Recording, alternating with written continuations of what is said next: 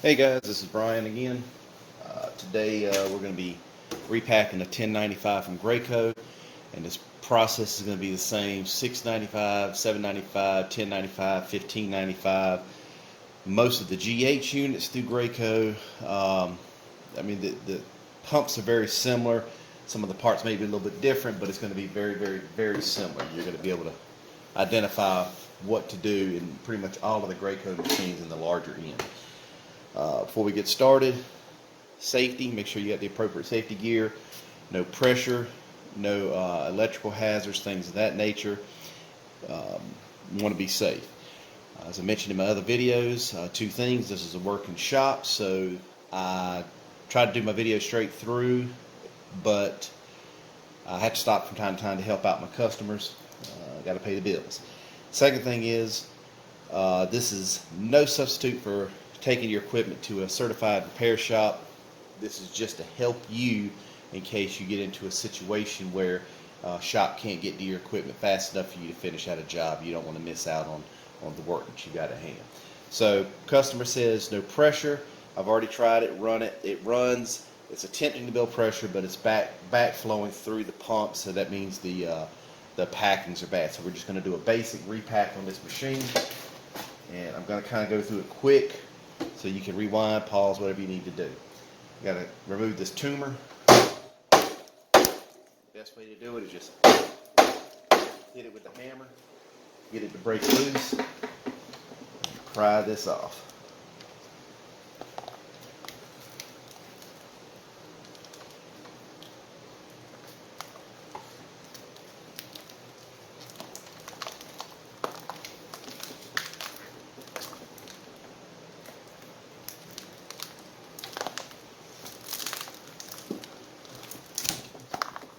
Now we just hit it till it unscrews.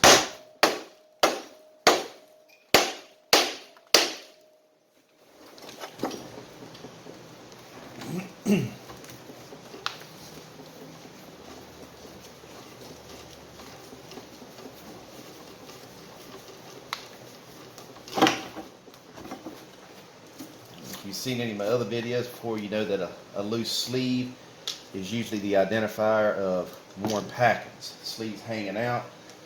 When I pulled the fluid section off, or the inlet valve off, and I can pull it off completely. That means the packings are worn. So there's two, depending on which model you have, there may be one or two bolts up here to remove, to get this guard out of the way of the piston. This gives us access to the piston and the retaining ring, top of the piston for the pin, and the retaining, the retainer. Pull these off, set these to the side, pull the gate out. There's a hose back here. You're going to remove the hose. And if you've seen any of the other videos, you're going to see how similar this is from one machine to the other. Now that ring looks like a keychain. This right here, I'm removing that down. It's sitting across here. I push it down.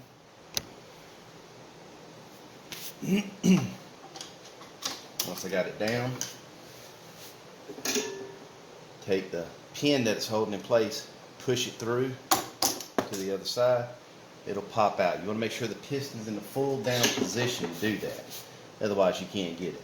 And there's a lock nut right here. Unscrew the whole fluid section.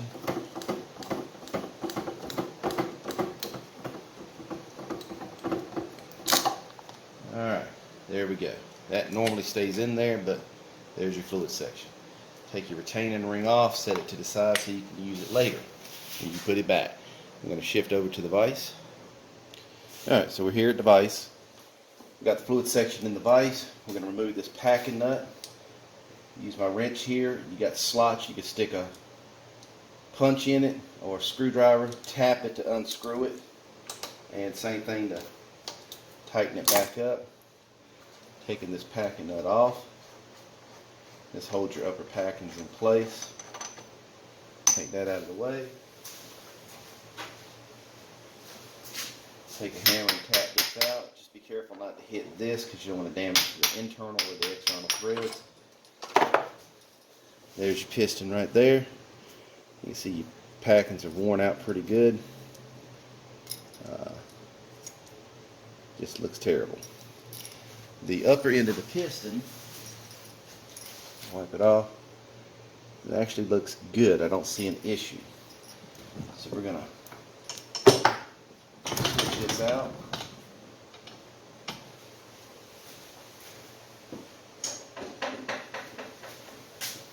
We're going to take the outlet valve off here.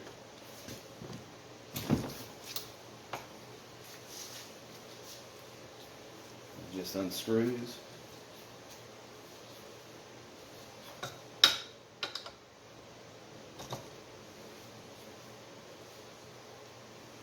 What we're going to check for, because these are in such bad shape, we're going to check for pressure cutting on the lower end of the piston or the outlet valve. The outlet valve looks good. I don't see any issues there. Pull all these packings off. You can see where the metal's got grooves cut into it from the pressure leak. You got packings here, pressure cutting some of the metal. No leathers left, just Teflon and all of that. So that's all garbage. Take the piston off. The ball on the inside of the piston looks like normal use, no damage. And we'll clean this off so it'll be a little easier to see.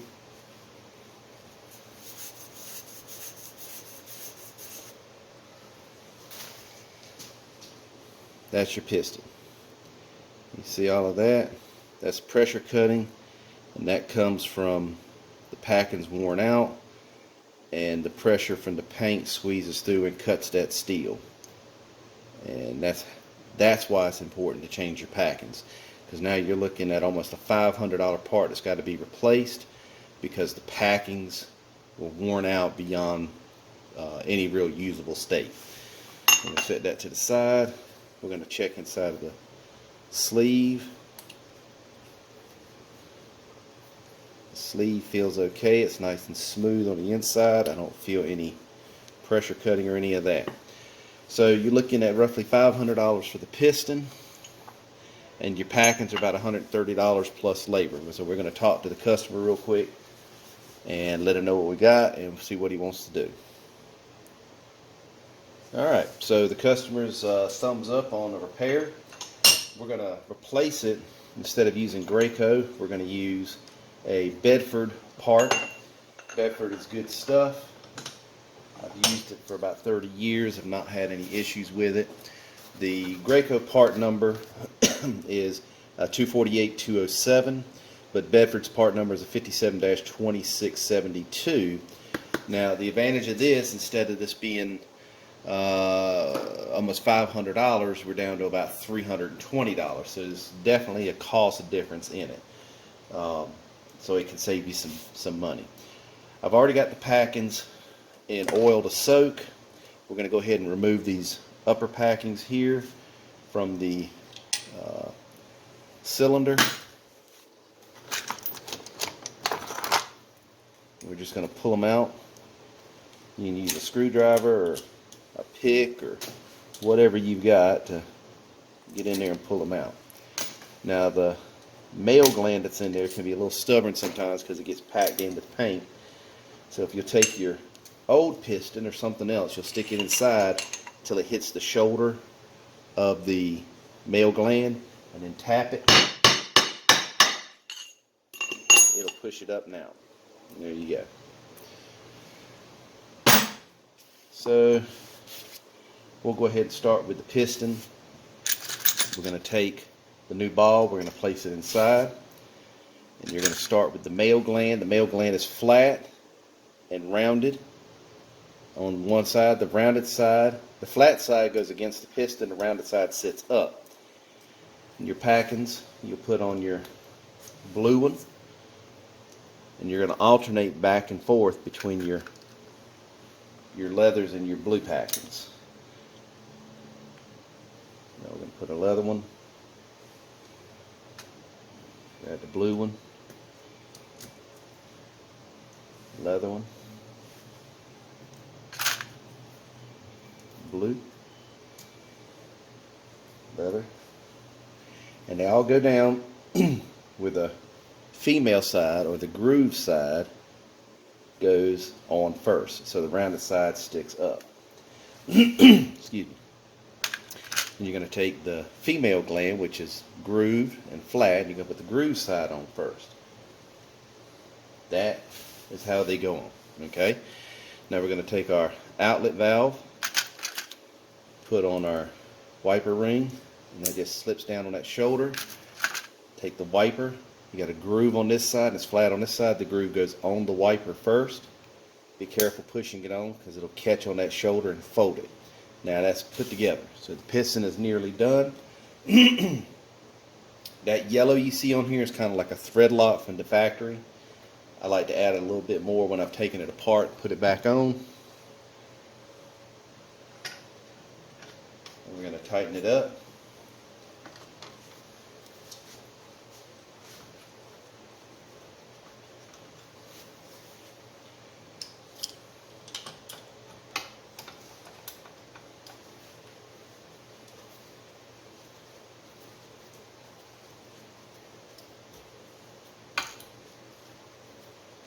As I've mentioned before, none of this is a substitute for taking your equipment to a certified shop, because like when I'm looking at equipment, I don't just look at this one item here. There's other things I'm looking at to determine if you have any other issues, and put it on good and tight.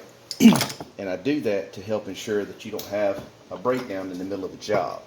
And any good shop is going to do the same thing. They're going to do other checks to make sure that you don't have an issue that's arising. Alright, so now putting the cylinder together, you got the male gland, which has a shoulder and rounded. The shoulder goes down, the rounded portion goes up, and you're just going to push that down into the hole until it sits all the way down. Sometimes it needs some encouragement, so tap it all the way down. Same situation on your package. Groove side down. Start with the blue, and the leather, the blue, leather, blue, leather,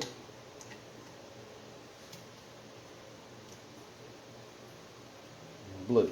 So when you get into the MX2s, which is what this family of 1095s is in, this is the newer styles. They have more packings in the upper and more packings in the piston than the 695s and the 795s, or the old 1095s. So you actually have one more series of packings in there. So we've got that all together. We've got our packing nut. We got our female gland, which got the groove and flat. Groove goes down. Push it in there. Take our packing nut, and we're going to put it on. We're only going to put it on just a little more than hand tight. We're going to give it a good snug to press those packings down a little bit, but not too much. Because if you do, they'll flare, and then you can't get your piston in without damaging the packings. So we're going to turn this upside down so you can look inside. And I don't know if you can see it or not. There's a white O-ring. I'm going to pull it out. It sits all the way down on the shoulder inside. Right there. That O-ring is important. So make sure you replace it. It comes in your kit. Right there. And all you're going to do is drop it in the hole and push it all the way down. You can't reach in there with your finger probably, so just push it down in there so that it sits against that shoulder. That prevents the sleeve from leaking at the upper end into your cylinder. So now what we're going to do here, we're going to remove this old O-ring here, which is on the bottom end. We're pulling that one off. Again, your kit comes with a new O-ring. And you see you got 2 grooves. This goes in the cylinder like that, so it hangs out. So this is the bottom. That's where you put your O-ring. You do not put it here. This is a groove to help remove it with a special tool. This is where your O-ring actually goes. And you'll just push it into the groove. And you're done. Alright? Now, I like to put some anti-seize inside of my cylinders, so the next time this has to come out, it's not hard to get out. This one actually came out pretty easy, but you'll get some that will be a pain to get out, even with a press. So now we're going to take our piston and we're going to put it in from the top end of the sleeve, not from the bottom end. We're not going to insert it this way. It's going to go in this fashion, okay? And that keeps the packings fold up this direction. If you go the other way, even though this is tapered, it runs the risks of folding the packings down. So we go this way, and it's less likely to cause any damage to the packings. And it requires a little finesse, so you're going to have to tap it down, but place it on some wood to prevent damaging the lower end of your sleeve. So I'm going to go set this down, and I'm just going to hit it until it goes just inside.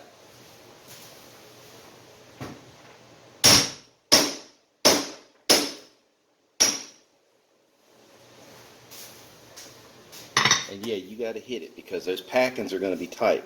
Now you may see one of these blue worms pop off. That's normal. Don't worry about it. Just get rid of it. If you have to actually cut it off, then just cut it off. It's not going to hurt anything. Now you're going to slip this inside of here, and you want to find the piston into that hole before you give it any real effort to put it together. Once it's coming through, then if you try to force it, you'll damage the upper packings. Now once you've got it together, you're going to tighten it up, and again you can put a punch on the grooves to tighten it around, or if you had the tool, use the tool. And what you're going to do is you're going to put it on till the O-ring just starts to squeeze out. If you do it too much, the O-ring squeezes out and it makes it hard to thread this back on. Back off is what you want to do. Now they give you specific foot-pounds and all to tighten that up, but it's going to vary because it's just going to vary. A little more, a little less, just depending on the situation. And I already know the piston's hanging out a little bit too much, so I'm going to go ahead and shorten it up some.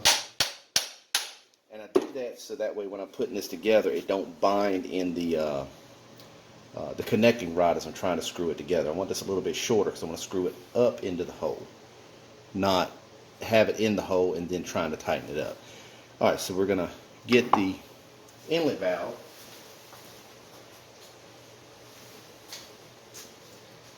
This is the inlet valve here in all its glory with 47 dozen layers of paint on it. And I'm going to grab a pair of needle nose. This usually works. Sometimes it don't. It just depends on how packed in there it is. So I'm going to actually put it in the vise so I can free up a hand here.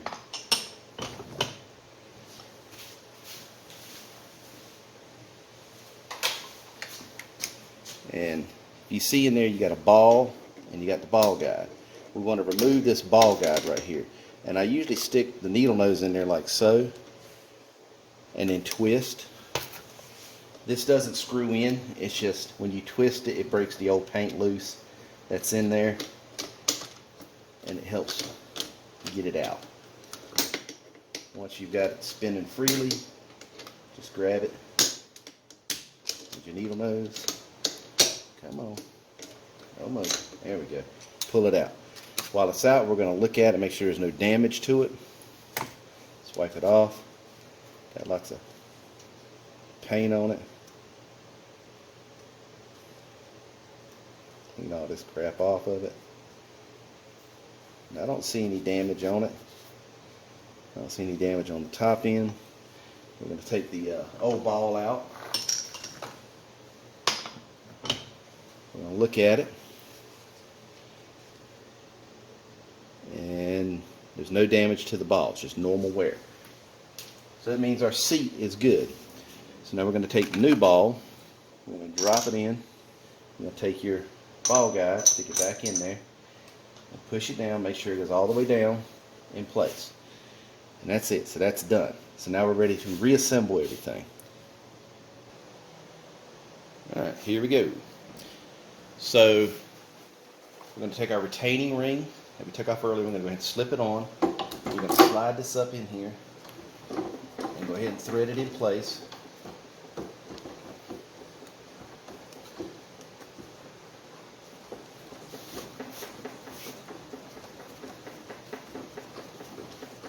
And since you didn't really move this much, once you get close to the lock nut, you're good.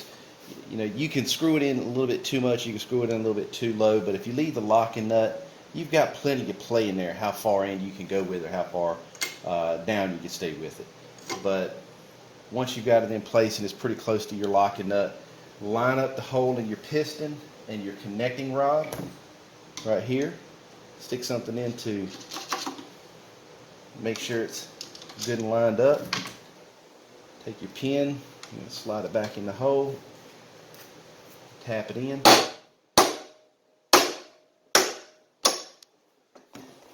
Take that retaining ring and you're going to slide it back up onto the notch in that connecting rod. I know this is a little hard to see, but I can't hold the phone and do this at the same time. We're going to go ahead and shoot a little oil on the piston into that packing nut. Twist your fluid section around so you can tighten up your hose on the back.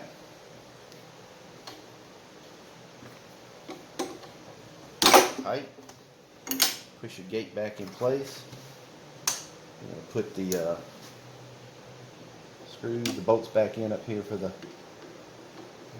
gate.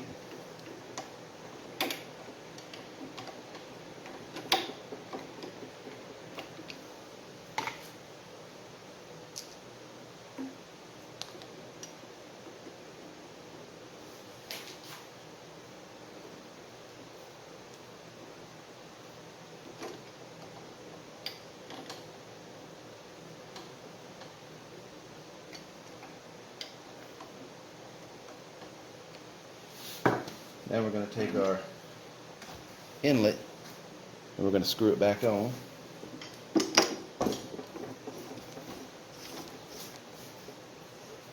It's going to get a little snug because of the new O-ring. Get it as tight as you can with your hand and then keep going. There you go. Now we're going to lock this back in place. Screw it back down. Hit it with your hammer. That's locked. Now you got as tight as you can with your hand. Now you're going to hit it with the hammer to tighten it up all the way. And on these bigger ones, you definitely want to make sure they're good and tight. Alright, got this bucket of water here. Drop it in. Do a pressure check.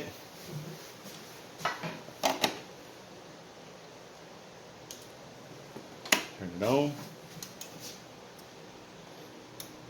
Turn the pressure up.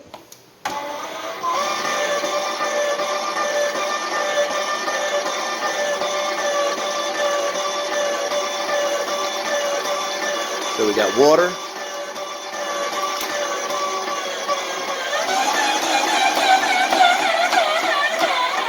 Got the prime valve off. We built pressure. We're not leaking in the prime hose. Turn it all the way up.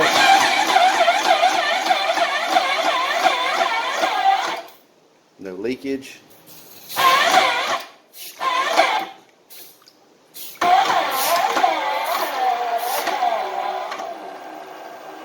And a successful rebuild.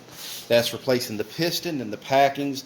If the sleeve needed to be replaced, you just switch out the two sleeves. No extra steps in that situation. But other than that, we're good to go. The machine has been repacked. Customer will be happy. It's ready to make money. If you got any questions, any thoughts, any concerns, drop them in the comments. Like and subscribe, and also hit that thanks button if you feel this has been beneficial to you in any way. Thank you. You guys have a good day and be safe.